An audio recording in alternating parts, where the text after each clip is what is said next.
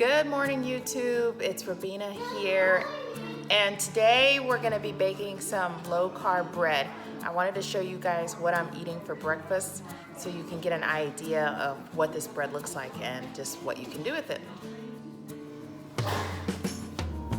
All right, so here's my breakfast. I have some lemon water, and then here's the bread. I'll show you what it looks like without anything in it. This is what it looks like. This is what I'm having for breakfast.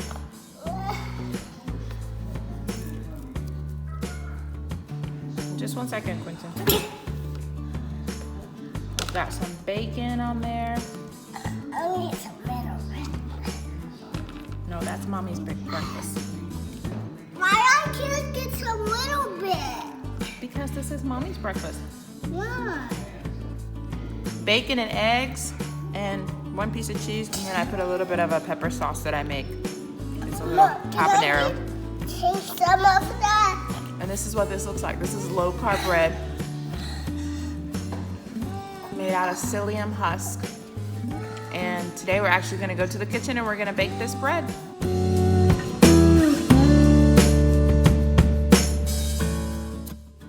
Okay, now for the recipe. This recipe is found on dietdoctors.com and it is a favorite of the website and of mine. This is a quick, easy recipe. They even have a little tutorial video that you can watch, but you're here to watch mine. So let's get started. First thing I'm doing is measuring out my psyllium husk into a bowl. I'm going to put all the dry ingredients into the bowl first and then add the wet ingredients second.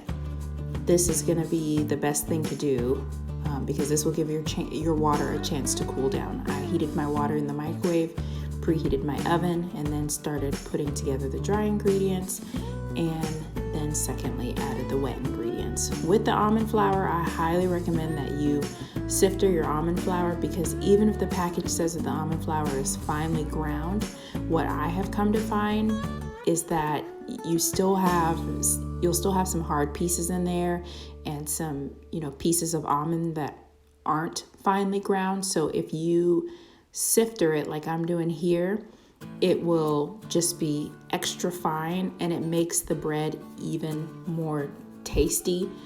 And look at this. Look at all the stuff that came out.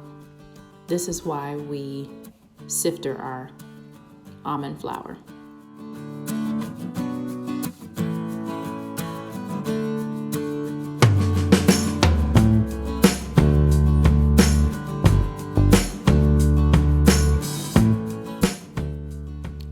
An extra ingredient of nutritional yeast. I just added 2 generous tablespoons of nutritional yeast. I find that it makes the bread even more bready if you add nutritional yeast. So if you want to do that, you can, or if you want to go with the original recipe, that's fine too.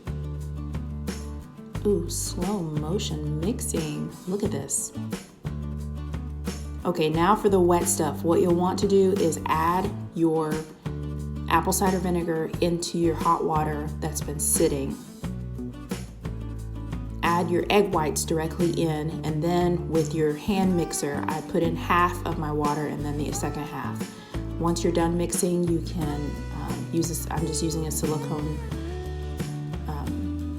spatula to put it all together, form it into sort of a football-shaped loaf, and then I will be able to, once I form it into this like football loaf, then I'm able to cut it in half and then into 6 portions.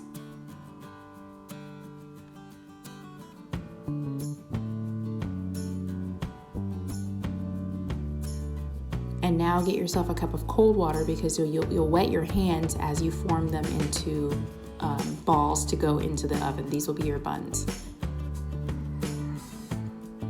You can do it on a cookie sheet. My cookie sheet was dirty, so I just used my stone pizza, my pizza stone, and then I just put a silicone mat on top of that. That's just a silicone mat from Amazon.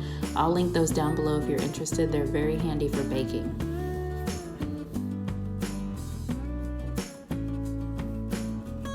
And this is what it looks like in the oven. I checked on them halfway through, and this is what it looks like after they come out of the oven. These are soft, and you can see. Watch me press my finger down. You see that?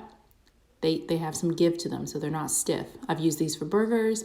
I've used these for chicken salad. They're good as just rolls on a Sunday. These are delicious. I hope you guys try them. Comment down below if you get to make these. Bye.